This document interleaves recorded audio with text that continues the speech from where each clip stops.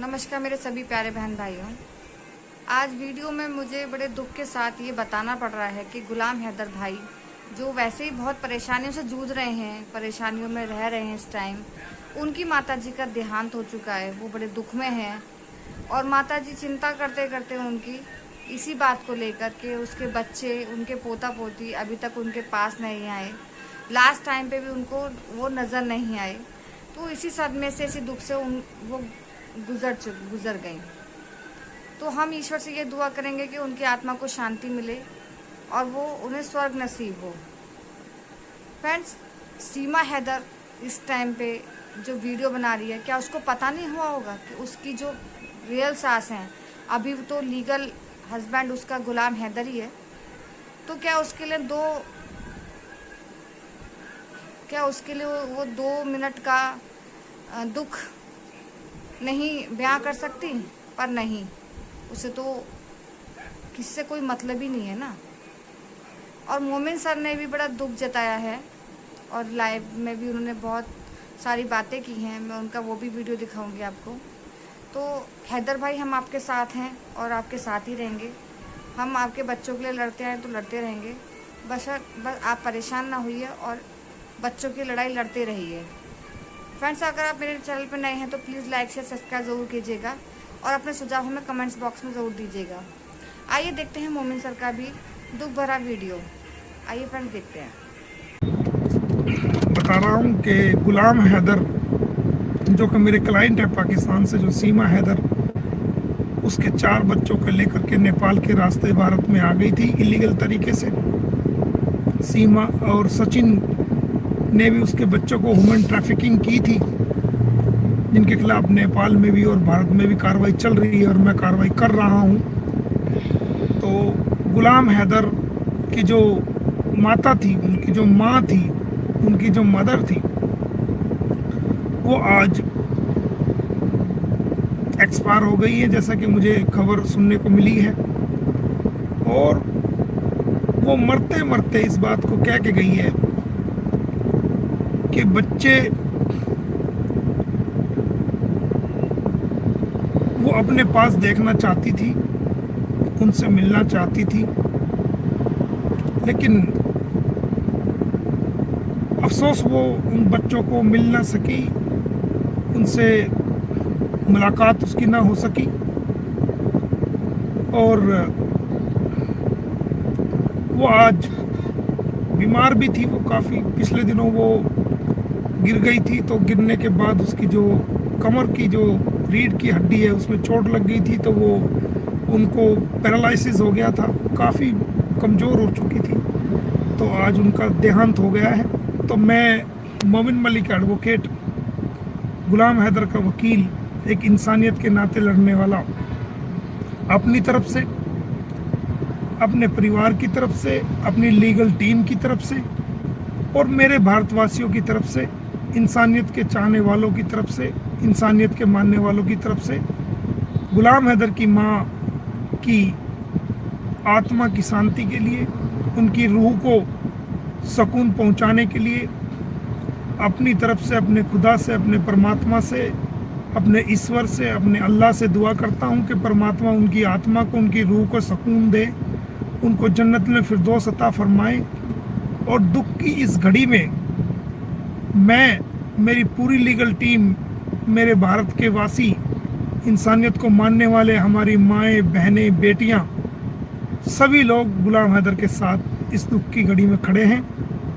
और हम परमात्मा से दुआ करते हैं कि आपको इस दुख की घड़ी में, क्योंकि दुखों का पहाड़ तो गुलाम हैदर पर ये सीमा हैदर ने पहले ही फोड़ दिया था। उसके बच्चे ले आई, हंसता खेलता घर उसका तबाह और बर्बाद कर दिया, उसको धोखा दिया, फरेब किया, उसका सामान बेच दिया, उसके बच्चे ले आई, उसको पूरी दुनिया में इसकी वजह से जलील होना पड़ा। तो दुखों का पहाड़ तो पहले ही उसके पास था, लेकिन उसी गम में जो है उसकी माँ बीमार थी, पिछले दिनों गिर भी गई थी, चोट लगी थी, तो वो आज इस दुनिया से चली गई हैं। तो इस दुख की घड़ी में हम सब लोग गुलाम हैदर के साथ खड़े हैं और ये प्रार्थना करते हैं कि उनकी माँ को अल्लाह ताला जन्नत में फिरदौस अता फरमाए और उनकी आत्मा को शांति दे।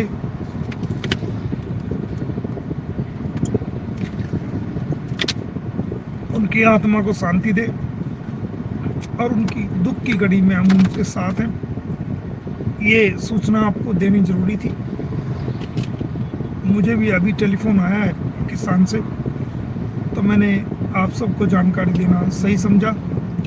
आप सभी से प्रार्थना है कि आप सभी लोग उनकी आत्मा की शांति के लिए दुआ करें। मुस्लिम भाई दरूद शरीफ पढ़ के दुआ करें, हिंदू भाई उनकी आत्मा की शांति के लिए दुआ करें। उस इंसान पर मुसीबतों के पहाड़ टूटने जा रहे हैं। और मैं आपको बता दूं कि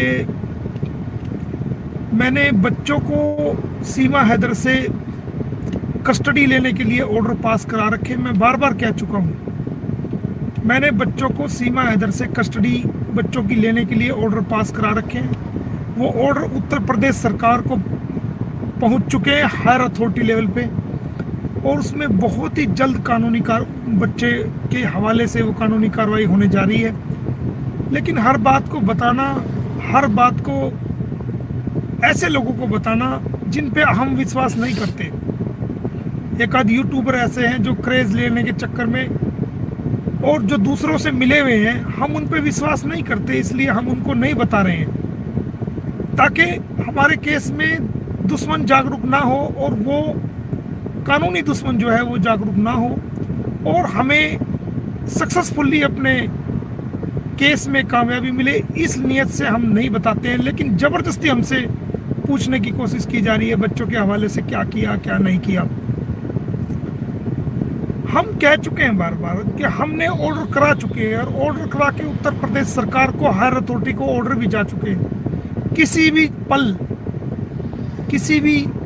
पल कभी भी सीमा हैदर से वो बच्चे ले लिए जाएंगे और उन बच्चों को सरकारी निगरानी में रखा जाएगा। हम आपको बार बार कह चुके हैं, हम ये ऑर्डर करा चुके हैं, लेकिन बार बार चक्कर काट रहे हैं। NCPCR में कोई कहीं जा रहा है, कोई कहीं जा रहा है, जाते रहो, हमें उससे कोई फर्क नहीं पड़ता। ऐसे लोग सिर्फ हमारे केस को खराब ही कर रहे हैं, हमारे केस में इंटरफेयर करने की कोशिश कर रहे हैं। हम इसमें ऑर्डर करा चुके हैं। हमने ऑर्डर अंसार बर्नी साहब को भी नहीं बताया, ना गुलाम हैदर को बताया, ना शाहिद को बताया, हमने किसी को नहीं बताया। सिर्फ मुझे पता है, यहाँ तक कि मेरी लीगल टीम के एक आध सदस्य को भी पता, मेरी लीगल टीम को भी नहीं पता इसका। तो हम ऑर्डर करा चुके हैं, हो चुका है, और वो हम कामयाब होंगे। हमने वादा किया पूरी दुनिया को, हम इसमें कामयाब होंगे। कुछ लोग हमारे बारे में भी बकवास कर रहे हैं, इधर उधर की अफवाह उड़ा रहे हैं, तो उनको बता दूं कि शेर जब घायल होता है ना, तो वो घायल शेर सिर्फ शेर नहीं रह जाता। एक शेर की ताकत नहीं होती उसके अंदर। जब किसी शेर को आप घायल करने की कोशिश करते हो, तो एक घायल शेर 100 स्वस्थ शेरों की ताकत के बराबर होता है। तो आप उतनी अपनी चादर में पैर फैलाओ जितनी तुम्हारी चादर है, उतना ही अटैक करो जितना तुम बर्दाश्त कर सकते हो, क्योंकि जितने तुम अटैक कर रहे हो उतने अटैक को बर्दाश्त करने की ताकत भी तुम्हारे अंदर होनी चाहिए। क्योंकि जिस वक्त हमारा नंबर आएगा तो फिर तुम्हें हम नानी याद दिला देंगे, इतना ही सारा तुम्हें बहुत है। इसलिए उतने ही अटैक करो जितनी तुम्हारी क्षमता हो बर्दाश्त करने की, जितनी तुम सह सको उतना बर्दाश्त करने की, उतने ही अटैक करने की हम पे कोशिश करो। हम ना झुके हैं, ना डरे हैं, ना बिके हैं, ना झुकेंगे, ना डरेंगे, ना बिकेंगे। हमें अपना लड़ना आता है, कानूनी अधिकार के लिए लड़ना आता है। हमें हर पोजीशन और सिचुएशन को टैकल करना आता है, करेंगे। ज़्यादा खुश होने की ज़रूरत नहीं है। आने वाले भविष्य में क्या होने वाला है, इस बात का शायद तुम्हें अंदाजा नहीं है कि आने वाले भविष्य में क्या होगा। इसलिए अगर तुम चाहते हो तो उतने ही पैर पसारो जितनी तुम्हारी कैपेसिटी है, जितना तुम सहन कर सकते हो उतनी कार्रवाई करो। उतनी कार्रवाई ना करो कि तुम सहन ही ना कर पाओ और पजामे में हक दो। तो इसलिए इंतजार करो और देखो हम क्या करने वाले हैं। इतना आसान नहीं है किसी को नीचे गिराने की कोशिश करना, किसी पे पर्सनल अटैक करना, अपने आप को कानूनी जानकार बता करके इधर उधर की बात फैलाना और करना। ठहर जाओ, हम एक ही बात कह रहे हैं, सब्र करो। समय बहुत बड़ा बलवान होता है, और जब समय की मार पड़ती है अच्छों को नानी याद दिला देती है। तो हम इस लड़ाई में शामिल हैं, लड़ रहे हैं और मरते दम तक लड़ेंगे दोस्तों। तो ये दुख की जानकारी आपको देनी थी। तो आप कोई भी उदास ना हो, हताश ना हो इस केस को लेकर के। हमने सारे ऑर्डर करा करके उत्तर प्रदेश सरकार को भेजे हुए, लेकिन इसलिए नहीं बताए कि एक लीगल चाल, एक लीगल पॉलिसी के तहत हमने नहीं बताए, वरना हम भी बता सकते थे, हम भी मीडिया में आ सकते थे, मीडिया में खबर ला सकते थे, हम भी यूट्यूबरों के बीच में आ सकते थे, खबर ला सकते थे। पानी दे यार। लेकिन हमने एक पॉलिसी के तहत उसको नहीं बताया।